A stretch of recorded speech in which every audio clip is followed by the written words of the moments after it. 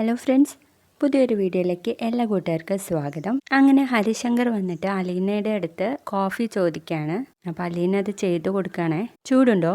ഉവ്വ്, എന്നാൽ അത് റൂമിലേക്ക് വെച്ചേക്ക് എന്ന് പറയുന്ന നേരത്ത് അലീന റൂമിൽ കയറിയതും ഹരിശങ്കർ അങ്ങ് ഓടിപ്പോവാണ് കേട്ടോ റൂമിലോട്ട്. ഞാനൊരു കോഫി എടുക്കാൻ പറഞ്ഞാൽ നിനക്കെന്താ ഇത്ര മടി? അതിന് കോഫി എടുത്തല്ലോ, അതിങ്ങോട്ട് താ എന്നും പറഞ്ഞ് നേരെ അലീനയുടെ കയ്യിലങ്ങ് കയറി പിടിക്കുകയാണേ. എന്താ ഉദ്ദേശം? എനിക്ക് പല ഉദ്ദേശങ്ങളുമുണ്ട്.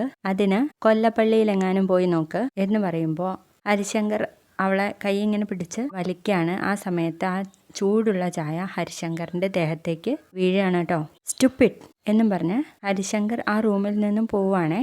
അലീന ആ വീണ ചായയും ഗ്ലാസ്സൊക്കെ തുടച്ച് മാറ്റുകയാണ് കേട്ടോ. അപ്പോൾ അവിടേക്ക് ഒരു സ്ത്രീ വരികയാണ്. അലീന അവിടെ നോക്കി നിൽക്കൂട്ടോ. ആരെ കാണാനാ? അതെ, ഞാനൊരു സഹായത്തിന് വന്നതാണ് കുഞ്ഞെ. എന്ത് സഹായ വേണ്ടേ? എനിക്കും കൂലിപ്പണിയാണ്, എൻ്റെ കെട്ടിയോനും കൂലിപ്പണിയാണ്. ഞങ്ങളുടെ ഇളയ കൊച്ചിന് 4 വയസ്സുണ്ട്. അവക്ക് പെട്ടെന്നൊരു വയറുവേദന. ഡോക്ടർ കാണിച്ചപ്പോൾ അപ്പൻഡിസൈറ്റിസ് ആയിരുന്നു. കോട്ടയം മെഡിക്കൽ കോളേജിലെ ഹോസ്പിറ്റലിലെ ഡോക്ടറായിരുന്നു നോക്കിയിരുന്നത്. അദ്ദേഹം പറഞ്ഞു ഓപ്പറേഷൻ വേണമെന്ന്, അതും ഉടനെ വേണമെന്ന്. ഞങ്ങളുടെ കയ്യിലാണെങ്കിൽ അന്നത്തെ ചെലവിനുള്ള പൈസ മാത്രമേ ഉള്ളൂ.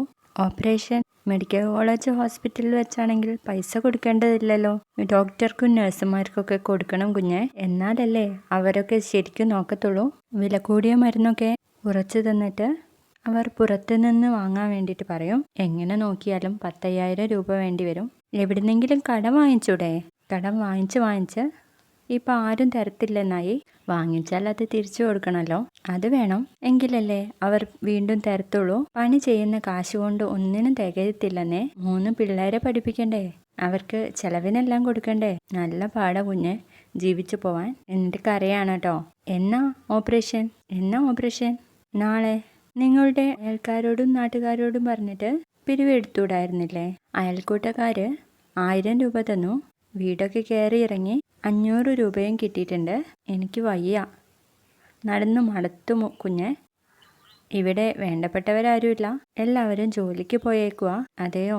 എങ്കിൽ കുഞ്ഞിൻ്റെ കയ്യിൽ എന്തെങ്കിലും ഉണ്ടെങ്കിൽ താ. 100 200 എന്ത് കിട്ടിയാലും മതി. എത്ര രൂപയുടെ കുറവാ ഉള്ളത്? 3500 രൂപ കൂടെ ഉണ്ടെങ്കിൽ എൻ്റെ മോളുടെ ഓപ്പറേഷൻ നാളെ തന്നെ നടക്കും. അല്ല, നിങ്ങൾ കള്ളാണോ ഈ പറയുന്നതെന്ന് ആർക്കറിയാം എന്നങ്ങ് അലീന പറയുന്ന നേരത്ത് ആ സ്ത്രീ കയ്യിലുണ്ടായിരുന്ന കവറിൽ നിന്ന് ഒരു പേപ്പർ എടുത്തു കൊടുക്കുകയാണ് കേട്ടോ. അത് വായിച്ചു നോക്കിയിട്ട് അലീന പറയും, 1 മിനിറ്റ് നിൽക്ക്, ഞാനിപ്പോൾ വരാം. അങ്ങനെ 3500 രൂപയുമായിട്ട് അലീന വരുവാണ് കേട്ടോ. എന്നിട്ട് ആ സ്ത്രീക്ക് കൊടുക്കുമ്പോൾ, ഇത്രയും രൂപയോ?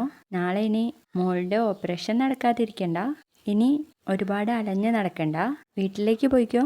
അപ്പോൾ ആ സ്ത്രീ അലീനയുടെ മുന്നിൽ 2 കൈയും കൂപ്പി കണ്ണീരോടെ പോവാണ് കേട്ടോ. മോള് നന്നായിരിക്കട്ടെ, ഇനി അവൾക്കൊരു വിഷമവും ഉണ്ടാവില്ല എന്ന് പറയാൻ കേട്ടോ അലീന. അങ്ങനെ ആ സ്ത്രീ പോയി കഴിഞ്ഞതിന് ശേഷം അച്ചമ്മയുടെ റൂമിലേക്ക് പോവാണ് കേട്ടോ അലീന.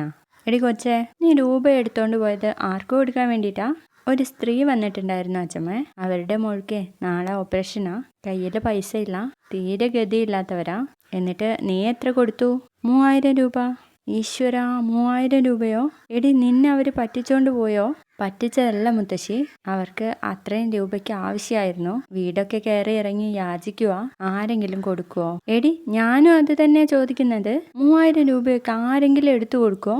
വേറെ ആരും കൊടുക്കില്ല മുത്തശ്ശി, അതുകൊണ്ടല്ലേ ഞാൻ കൊടുത്തത്. ഇവിടെ ഇപ്പോൾ എൻ്റെ കയ്യിൽ പൈസ ഇരുന്നിട്ട് എന്തെങ്കിലും ഗുണമുണ്ടോ? ആ കുട്ടിയുടെ ഓപ്പറേഷൻ നടക്കുകയാണെങ്കിൽ അതല്ലേ നല്ല കാര്യം. നിനക്കിതൊന്നും തികയുന്നില്ലല്ലോ എന്നാ ഞാൻ ഉദ്ദേശിച്ചേ എന്ന് മുത്തശ്ശി പറയുന്ന സമയത്ത്, എനിക്ക് ദൈവം തരും മുത്തശ്ശി എന്ന് പറയണേ അലീന. ദൈവം തരുന്നതല്ലേടി നീ ഈ പെറുക്കി കൊടുക്കുന്നത്? അതെ, മനുവേട്ടനും മുത്തശ്ശനും കൂടി എന്നെ കഴക്കൂട്ടത്ത് വന്ന് കാണുമ്പോൾ എൻ്റെ കയ്യിൽ കുറച്ച് ക്യാഷ് ഏൽപ്പിച്ചിരുന്നു, അതാ ഇത് എന്ന് പറയാനിട്ടോ അലീന. തുടർന്ന് നമ്മുടെ ഗ്രേസി അമ്മ മാമച്ചൻ്റെ പെങ്ങളെ വിളിക്കുകയാണ് കേട്ടോ. അങ്ങനെ അവരുടെ മകന് ഇവരുടെ അടുത്ത് വന്ന് പോകാനുള്ള നേരമില്ല എന്നാണ് പറയുന്നത്. അതൊക്കെ കേട്ടിട്ട് നമ്മുടെ രേവതിക്കുട്ടി അങ്ങ് ചെല്ലുകയാണ് കേട്ടോ. എന്താ ടെൻഷനാണോ? ഡിഗ്രിക്ക് ചേർന്നത് മുതൽ PG കഴിയുന്നത് വരെ ഇവിടെയായിരുന്നു നിന്നിരുന്നത്. ഇന്നത്തെ കാലത്ത് ആരുടെ കയ്യിൽ നിന്നും നന്ദി പ്രതീക്ഷിക്കരുത്, പ്രത്യേകിച്ച് സ്വന്തക്കാരിൽ നിന്ന്. അപ്പോ രേവതികുട്ടി ചോദിക്കുന്നുണ്ട്, ആരായിരുന്നു വിളിച്ചത്? അത് മാമച്ചന്റെ പെങ്ങളെ മോനാ. ഇവിടെ വന്ന് നിന്നിരുന്ന സമയത്ത് സ്വന്തം മമ്മി പോലും എന്നെ ഇതുവരെ സ്നേഹിച്ചിട്ടില്ലെന്നാ പറഞ്ഞിരുന്നത്. കാനഡയിൽ പോയി ജോലിയും പൈസയൊക്കെ ആയപ്പോ അതെല്ലാം അവൻ അങ്ങ് മറന്നു. 2 മണിക്കൂർ മതി കോട്ടയത്ത് നിന്ന് ഇങ്ങോട്ട് വരാൻ, അതിന് പോലും സമയം കിട്ടിയില്ലെന്ന് അവന്. അപ്പോ നമ്മുടെ രേവതിക്കുട്ടി ഒരു കാര്യം ചോദിക്കുവാണ് കേട്ടോ. ഞാനൊരു കാര്യം ചോദിച്ചോട്ടെ? സാറിനും കൊച്ചമ്മയ്ക്കും മക്കളാരുമില്ലേ? അപ്പൊ നമ്മുടെ ഗ്രേസിയമ്മ അങ്ങ് സ്റ്റക്കായി പോവാണ് കേട്ടോ. അതെ, സാറിനും കൊച്ചമ്മയ്ക്കും മക്കളാരുമില്ലേ? അല്ല, ഇവിടെ ഒന്നും ഫോട്ടോ കണ്ടില്ല എന്നങ്ങ് പറയുന്നത് നമ്മുടെ ഗ്രേസിയമ്മ ആകപ്പാടെ ചൂടാവാണ് കേട്ടോ. നിനക്ക് എന്തൊക്കെയാ അറിയേണ്ടത്? ഇവിടെ വല്ല പണിയും ചെയ്ത് അവിടെ എങ്ങാനും പോയി ഇരുന്നൂടെ നിനക്ക്? അവള് ചോദിക്കാൻ വന്നിരിക്കുന്നു എന്ന് പറഞ്ഞ് അങ്ങ് പോവാണ് കേട്ടോ. അപ്പോ മാമച്ചായ അങ്ങ് വരികയാണ് കേട്ടോ. അപ്പോഴേക്കും നമ്മുടെ രേവതിക്കുട്ടി ഇങ്ങനെ കരഞ്ഞുകൊണ്ടിരിക്കുകയാണ്. നീ എന്തിനാ കൊച്ചെ കരയുന്നത്? എന്നെ കൊച്ചമ്മ വഴക്ക് പറഞ്ഞു. ആ, അത് നിനക്ക് വേണം. നീ എനിക്കിട്ട് പാര പണിഞ്ഞവളല്ലേ, നിനക്കൊക്കെ ഇത് കിട്ടിയില്ലെങ്കിലേ ഉള്ളൂ എന്ന് പറയുമ്പോൾ രേവതിക്കുട്ടി പറയുന്നുണ്ട്, അത് സാരമില്ല, ഞാൻ സഹിച്ചോളാം. അതിരിക്കട്ടെ, എന്തിനാ അവള് നിന്നെ വഴക്ക് പറഞ്ഞത്? അത് പിന്നെ സാറിനും മാഡത്തിനും കുട്ടികളില്ലേ എന്ന് ഞാൻ ചോദിച്ചു. അതൊക്കെ നീ എന്തിനാ അവളോട് ചോദിക്കാൻ വേണ്ടിട്ട് പോയത്? ഞാൻ അറിയാതെ ചോദിച്ചതാ. അപ്പോഴേക്കും മാമച്ചന് സങ്കടാവാണ് കേട്ടോ. നീ അറിയാൻ വേണ്ടിയിട്ട് ഞാനൊരു കാര്യം പറയുവാ. ഞങ്ങൾക്കും ഉണ്ടായിരുന്നു ഒരു കൊച്ച്. അവൻ 4 വർഷം മുന്നേ അങ്ങ് പോയി. ഒരു ബൈക്ക് ആക്സിഡന്റ് ആയിരുന്നു.